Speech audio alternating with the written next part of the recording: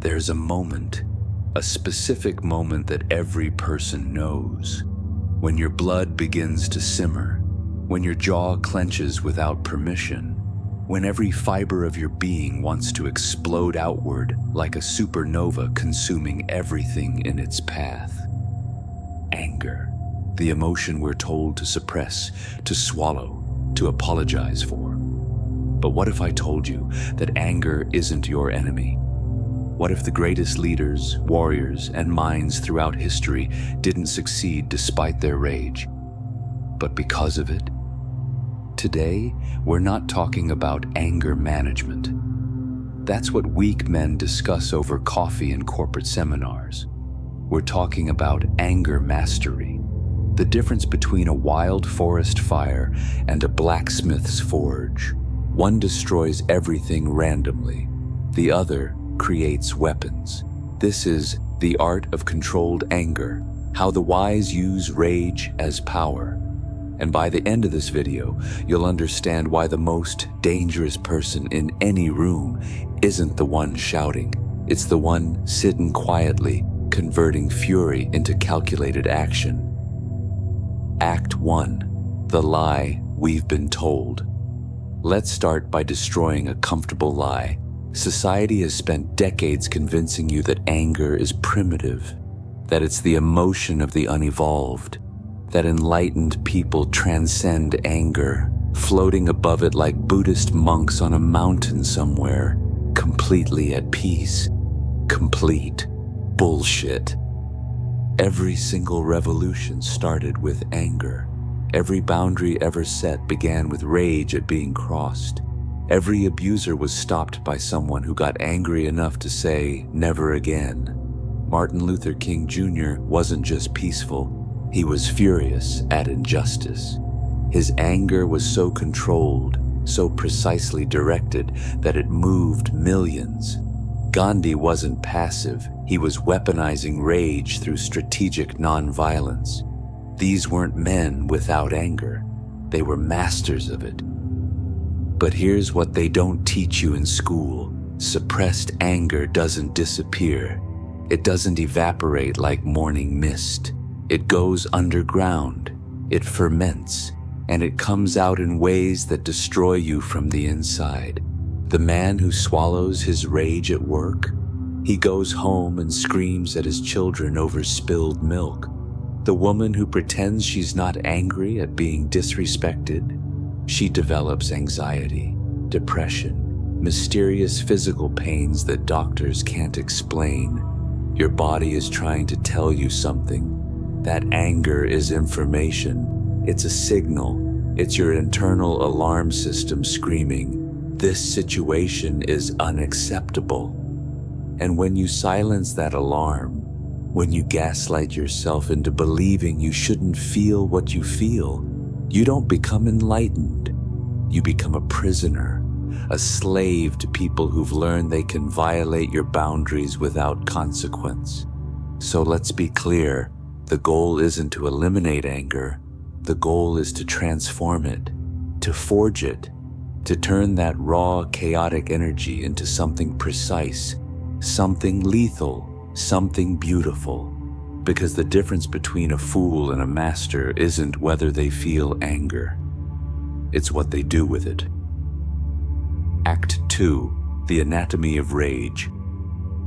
To control something, you must first understand it. So let's dissect anger like a surgeon examining the human heart. When you experience anger, your amygdala, the primitive alarm system in your brain, activates instantly, faster than conscious thought. Your body floods with cortisol and adrenaline. Your heart rate spikes. Blood rushes to your muscles. Your pupils dilate. You are, in that moment, a biological weapon system going into combat mode. This is evolution. This is millions of years of survival programming. Your ancestors who felt this surge and responded appropriately survived. The ones who didn't became food. But here's the critical insight. In our modern world, most anger triggers aren't about survival. They're about ego, status, disrespect, violation of expectations. Someone cuts you off in traffic. Your boss dismisses your idea in a meeting. Your partner says something cutting during an argument. A stranger disrespects you online. None of these situations require you to fight a tiger, but your body responds as if they do. This is the gap, the space between stimulus and response. And in that gap lies your power. Viktor Frankl, who survived Nazi concentration camps, said, "Between stimulus and response, there is a space. In that space is our power to choose our response.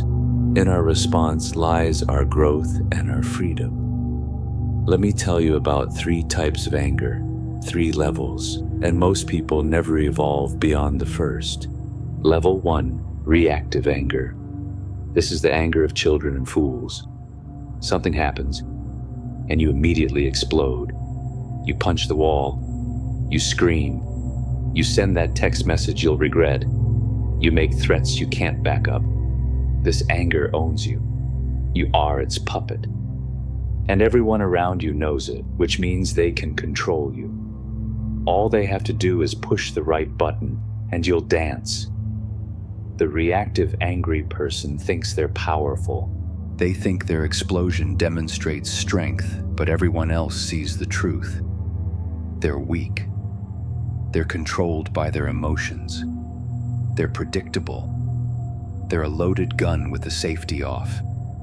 Dangerous to everyone, including themselves. Level 2, suppressed anger. This is where most civilized people operate. They feel the anger, but they push it down. They smile through clenched teeth. They say it's fine when it's not fine.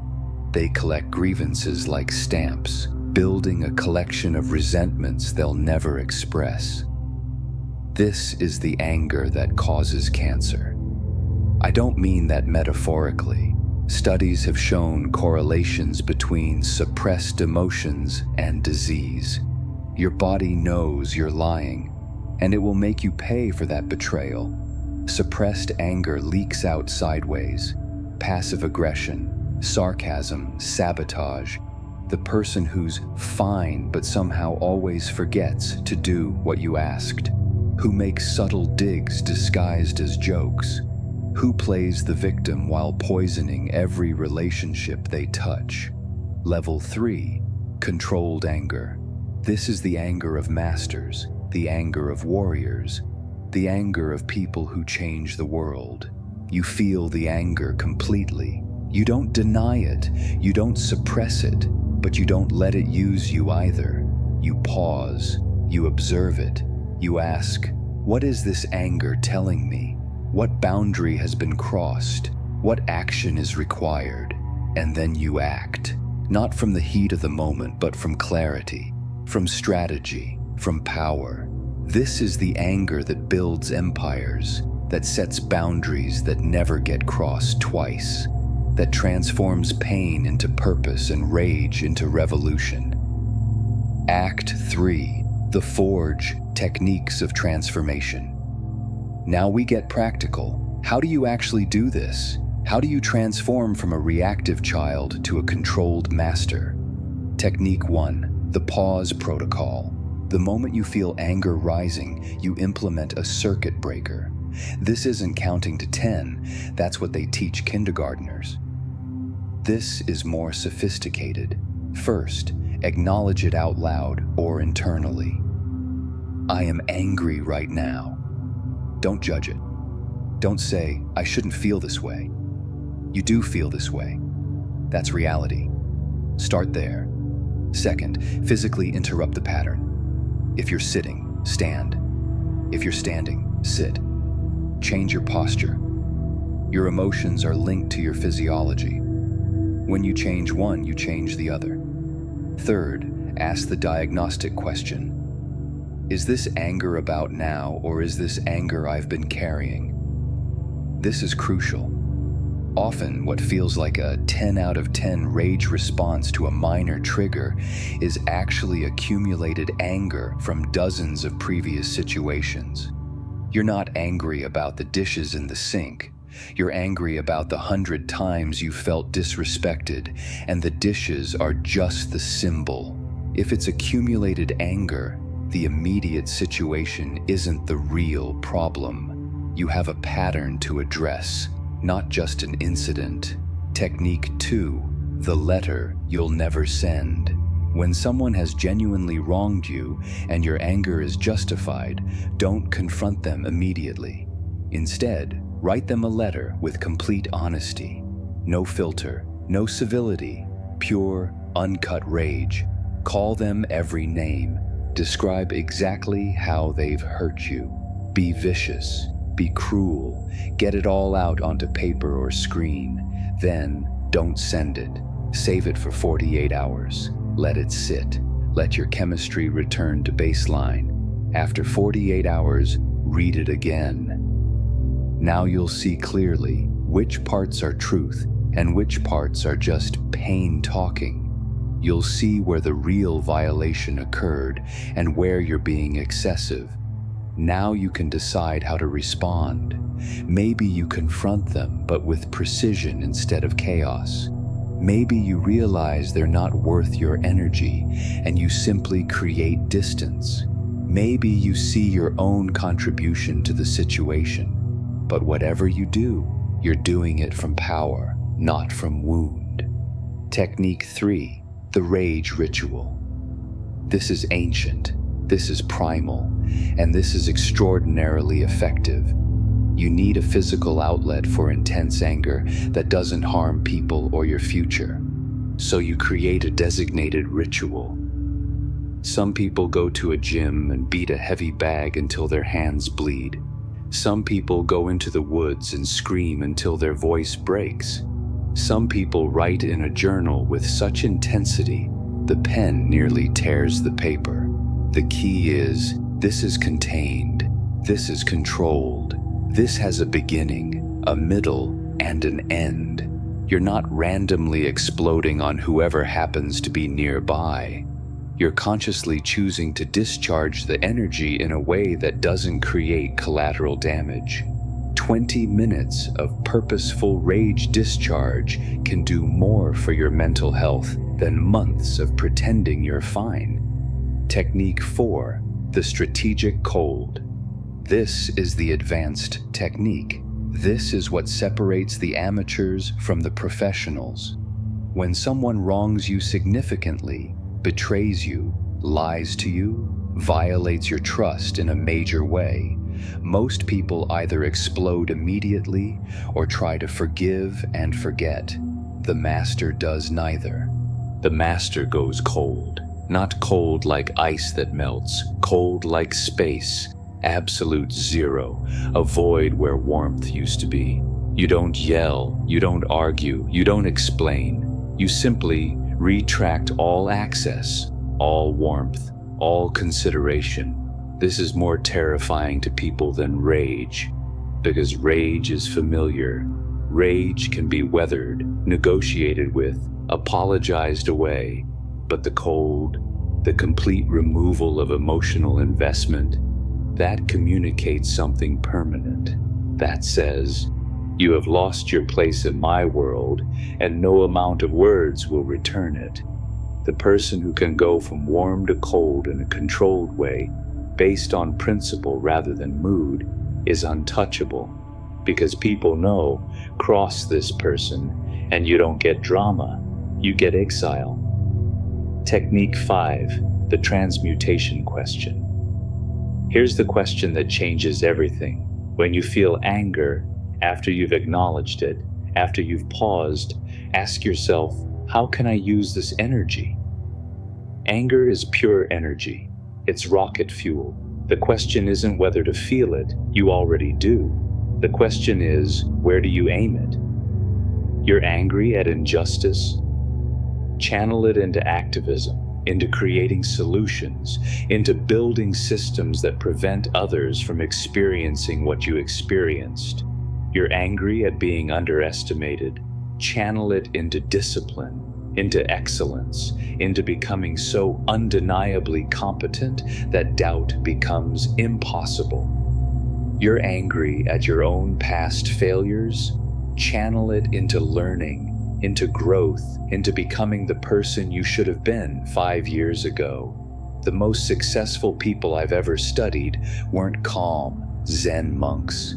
They were furious, but they pointed that fury at obstacles, not at people, at problems, not at mirrors, at mountains that needed moving, not at bystanders who didn't matter. Act 4, the shadow side, when anger becomes your master. But we need to talk about the danger, because everything I've told you can be corrupted. Every technique can be twisted. There's a line between controlled anger and chronic anger, and that line is addiction. Yes, addiction. Because anger feels powerful. It feels righteous. And when you learn to use it effectively, when you see it producing results, you can start seeking it out, creating reasons to feel it. You start interpreting neutral situations as disrespect. You start finding enemies where there are only strangers. You become the person who's always fighting, always offended, always at war with the world. This is not mastery. This is slavery to a different master. The truly powerful person doesn't need to be angry. They're capable of it, yes. They can access it instantly when necessary, yes. But they're not addicted to it. They don't use it as a stimulant to feel alive. Here's the test. Can you turn it off? Can you be genuinely angry one moment, then completely calm the next? Can you access rage when needed for protection or motivation, then return to peace? If you can't, if you're carrying anger everywhere like a security blanket, you're not a master. You're a prisoner who's decorated his cell. The warning signs. 1. You're always finding reasons to be angry. Every news story, every social media post, every interaction becomes fuel. 2. You've started to enjoy it. The adrenaline rush, the feeling of moral superiority, the righteous fury. 3. People are afraid of you, but not in a respectful way. They walk on eggshells, they hide things from you, they manage you like a bomb that might explode. 4. You've lost the ability to be vulnerable, because anger is your armor. Without it, you'd have to feel the pain underneath, the fear, the sadness, the grief. And here's the truth they don't tell you about anger. Sometimes, underneath the rage, there's just a person who's deeply, deeply hurt. A child who wasn't protected. A person who was betrayed. Someone who learned that being dangerous was safer than being open. Controlled anger is a tool, but if it's the only tool you have, you're not a craftsman. You're just a man with a hammer, and every problem looks like a nail. The path back. If you recognize yourself in this warning, here's what you do. First, admit it. Not publicly necessarily, but to yourself. I've become addicted to anger. It's controlling me instead of me controlling it. Second, force yourself to practice other emotions. Gratitude, compassion, even joy. They'll feel fake at first. Do it anyway. Your emotional range has atrophied, and you need to rebuild it. Third, find the wound beneath the anger. Usually, it's fear. Fear of being hurt again, fear of being weak, fear of vulnerability. You don't have to share this with everyone, but you need to look at it yourself, the thing you're actually afraid of. Because once you face it, the anger loses its compulsive grip. Aced. 5. The Master's Path. Integration and wisdom. So where does this leave us? True mastery of anger isn't about being angry or peaceful. It's about having access to the full spectrum of human emotion and choosing wisely. The Stoics had a concept they called premeditatio malorum, the premeditation of evils. They would imagine the worst things that could happen, not to be pessimistic, but to be prepared. The anger master does something similar. They know their triggers. They know what will make them furious, and they've decided in advance how they'll respond. Someone insults their work? Ignored, unless it contains useful feedback. Someone threatens their family? Dealt with immediately, decisively, without hesitation. Someone violates a core value? Boundary set, consequence delivered, relationship terminated if necessary. It's not about never getting angry. It's about getting angry at the right things, at the right time, in the right measure. Aristotle said, anybody can become angry. That is easy. But to be angry with the right person, to the right degree, at the right time, for the right purpose, and in the right way, that is not easy. This is the work. This is the art. The integration. Here's what it looks like in practice. You feel anger when someone crosses a boundary, but you're not controlled by it. You observe it. You use it as information. Then you act from clarity. Sometimes action means confrontation. What you just did is not acceptable. Here's the boundary. Here's the consequence if it happens again. Sometimes action means distance, no drama, no explanation, just the quiet removal of your presence from someone's life. Sometimes action means channeling that energy into building something, a business, a body, a skill, a life so complete that the person who wronged you becomes irrelevant. The master knows which response each situation requires, and they're not attached to being right. They're committed to being effective. The final truth: your anger is not your enemy. It's a part of you, a powerful part, a part that, when integrated rather than suppressed or unleashed, becomes one of your greatest strengths. The weak man is controlled by his anger. The foolish man denies his anger. The wise man befriends his anger, understands it, and directs it with precision. You will be disrespected in life. You will be betrayed. You will face injustice. This is guaranteed. The only question is, when these moments come, who will you be? The person who explodes and destroys everything, including themselves? The person who swallows it and dies inside? Or the person who feels it fully, transforms it completely, and acts with devastating effectiveness? Closing. The forge is hot. The hammer is heavy. The work is hard. But this is how weapons are made. This is how character is forged. Your anger is the fire. Your wisdom is the hammer. And you are both the smith and the blade being shaped. Don't suppress the fire. Don't fear it. Don't worship it. Master it.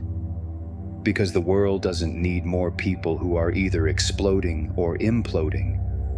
The world needs people who can feel everything, process everything, and act with precision. Become dangerous, but remain disciplined.